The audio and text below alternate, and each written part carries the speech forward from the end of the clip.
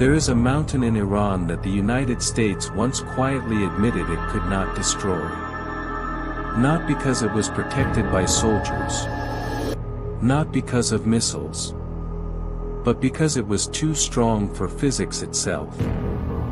Buried deep beneath stone and silence, machines were spinning, machines that could change the balance of power forever.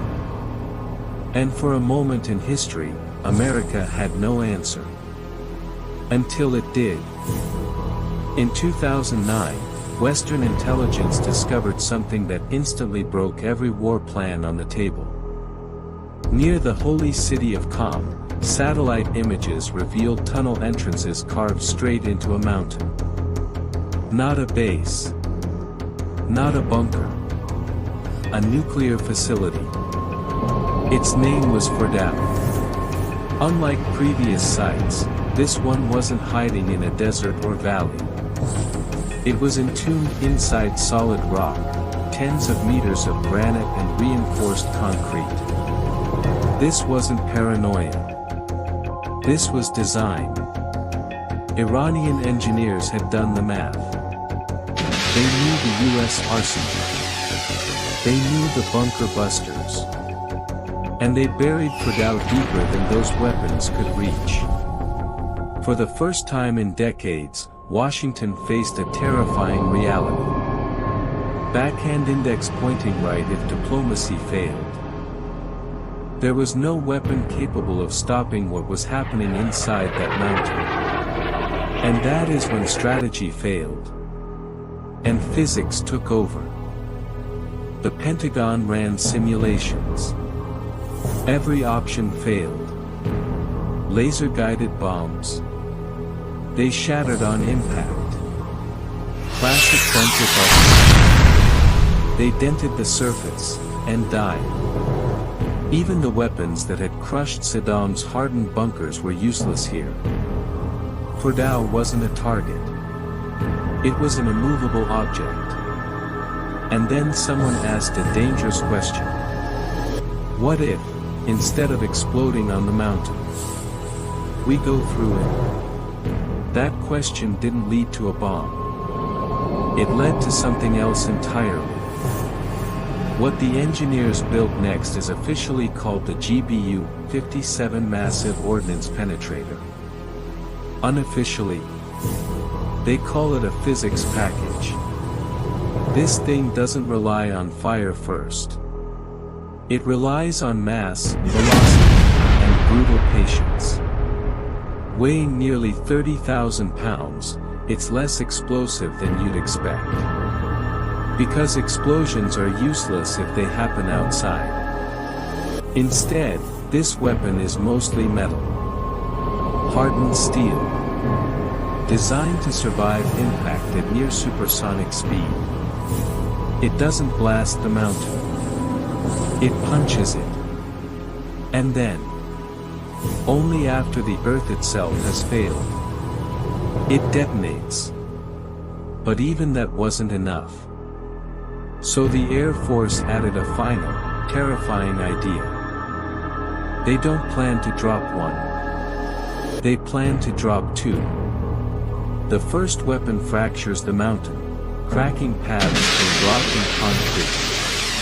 The second follows the same wound. Dives deeper. And finishes the job. This is delayed lethality. Precision violence measured in seconds and meters.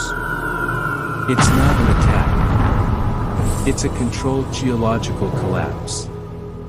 And there is only one aircraft on Earth capable of delivering it. The B-2 Spirit isn't fast. It isn't loud. And it doesn't fight. It simply arrives.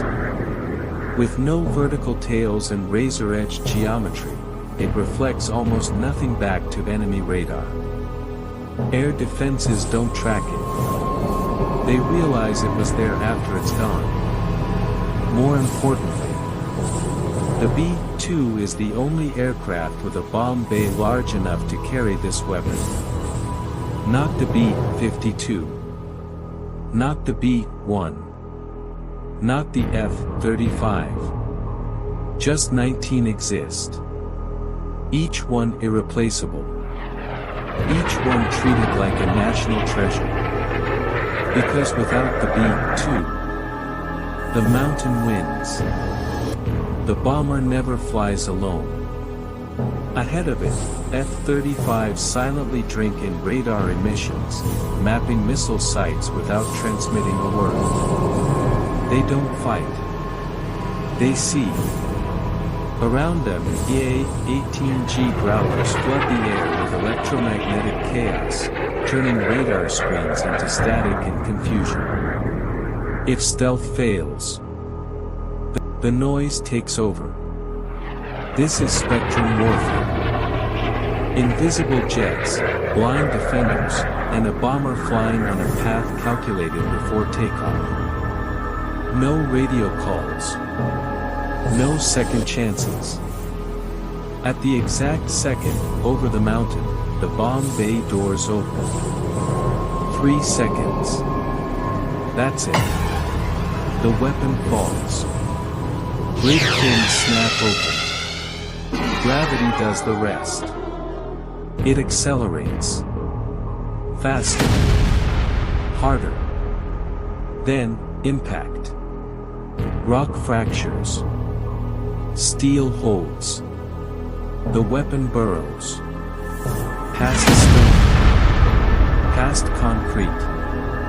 Past the final barrier. Until deep underground, among spinning centrifuges built to change history. The fuse wakes up. Fordow was designed to survive everything. Except this. Fordow taught the world a brutal lesson. There is no such thing as an invincible bunker. Only a bunker that hasn't met the right physics yet. Future wars won't be decided by armies.